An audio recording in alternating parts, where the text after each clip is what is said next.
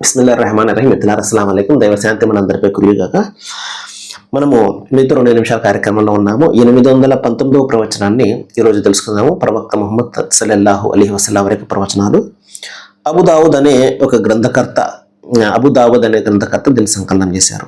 దేవ ప్రవక్త ఏం చెప్తున్నారు అంటే, ఎవరైనా ఒక చోట కూర్చుని అక్కడ దైవాన్ని స్మరించకపోతే దైవం తరపు నుండి ఆ చోటు అతని పాలిట తలవంపుగా పరిణమిస్తుంది. ఎవరైనా ఒక చోట పడుకుని అక్కడ దైవాన్ని స్మరించకపోతే దైవం తరపు నుండి ఆ చోటు అతని పాలిట తలవంపుగా పరిణమిస్తుంది. ఈ మాటలు ఎలా ఉన్నాయంటే, ఏంటండి ఇది? మనము కూర్చున్నటువంటి చోటు, పడుకున్నటువంటి చోటు, అది ఏ విధంగా మనకు ఏమంటారు తలవంపుగా పరిణమిస్తుంది? అదేంటి?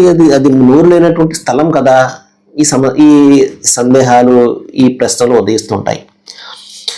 నేను ప్రతి సందర్భంలో ఇదే చెప్తున్నా మహాశలారా, మనకు ఏవైతే కంటితో కనబడతాయో వాస్తవానికి అవి అలా ఉండవు. కొన్ని మనం చూస్తున్న ఉదాహరణకి, మనం ఇక్కడి నుంచి చంద్రుడిని చూస్తాం. చంద్రుడు నిండుగా రౌండ్గా ఉంటాడు, తెల్లగా.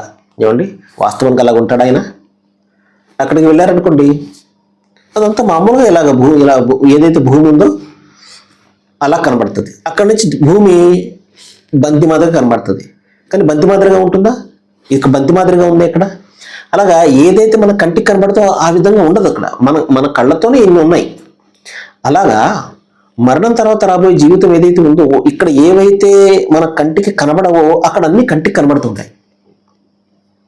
మన చేతులు మాట్లాడడము, మన శరీర చర్మం మాట్లాడడము, భూమి మాట్లాడడము, అవన్నీ కూడా కనబడుతుంటాయి. అయితే ఆ విధంగా ఎవరైతే విశ్వసిస్తారో వారికే ఈ ప్రవచనాలు, దైవ గ్రంథముల విషయాలన్నీ కూడా.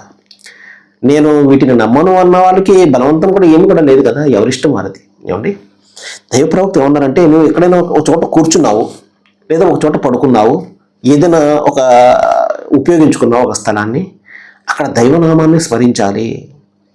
ప్రతి సందర్భంలో కూడా దైవనామాన్ని నువ్వు స్మరించడం వలన నీకు మానసికమైనటువంటి ప్రశాంతత అలవడుతుంది. ఒకటి, ఎందుకంటే అన్నింటికీ కారణం ఆయన కదా.